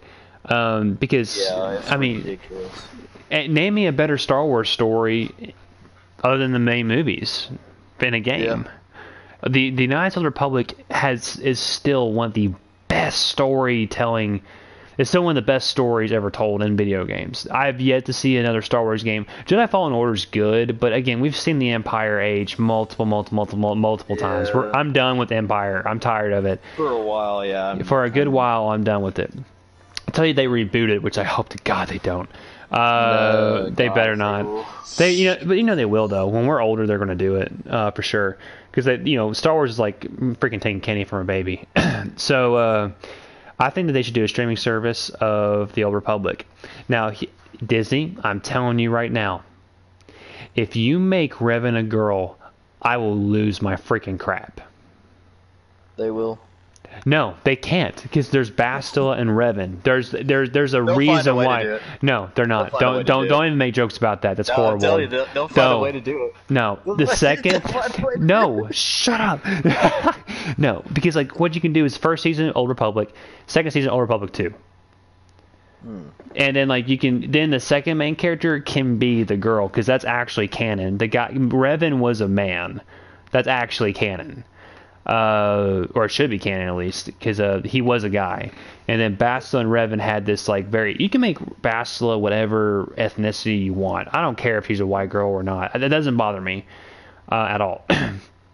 But Revan, I don't care what color Revan is, honestly. I don't. He's a guy. Do not make him an LGBT, thing.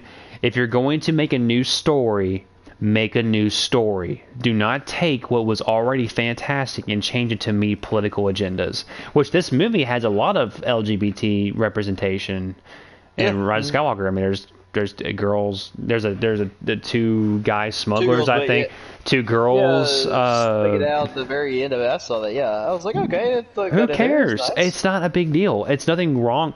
I'm gonna say there's nothing wrong with it. I do not care. It's not a big deal. But it's when you go too far with it and make it about a political statement. And J.J. Abrams did it with tact. He did it very well. Yeah. I think we both can agree on that for sure. Oh no, it was sprinkled in there for sure. Like it was because it's not all the way in there. Like mainly because in this movie they had to focus on trying to fix the story. They had to do it. They didn't have time for anything else. You could just tell that's where all their production went into. They were like, how do we fix this monkey shit? And that's basically it. Yeah, no. But with that being said, I think we've done our roasting.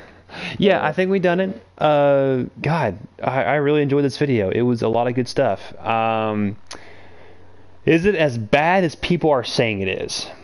No. No. It is not as bad as people are saying it is. Literally, it is. Go see it. Go see it so you can have an opinion on it. Go see it so just support Star Wars, because Star Wars should be supported. The right format of Star Wars should be supported as well. So I hope in the future that I would love to see a Star Killer movie. Honestly, I'm just going to say it. I would love to see a Darth Vader and Secret Apprentice. Bring Sam Witwer back. Sam Witwer's still acting. He voices Darth Maul in Rebels and the Clone Wars. Yeah, I agree. Bring Sam Witwer on the screen. I mean, I'm sure he'd love to do it. He loves that character. What did he did the Star Killer character? Yeah. Yeah, he's fantastic. I loved Force Unleashed as a kid, so I thought it was a great game. That was actually a funny fact. That was actually the first time I had seen him in anything. There used to be a show that he was on, tiny little show. Actually, it's not tiny; it's super huge, called fucking Smallville, and he actually played Doomsday. Really? Yeah. Huh. Well, there you go. So, man, great video. Great that thanks for everyone who tuned in for however long they did. Please leave a like, comment, and subscribe. Check out Aries from Aries Gaming Productions. Check them out. And be looking for more content. I should be doing some Evil Within. I'll probably do an episode here tonight, here in a little bit. So if you want to see some of that, Aries may join me. He may go to bed. Who knows? But yeah, guys, I'll catch you guys on the flip side. Professor Die Hard, Aries Gaming Productions, out. Peace.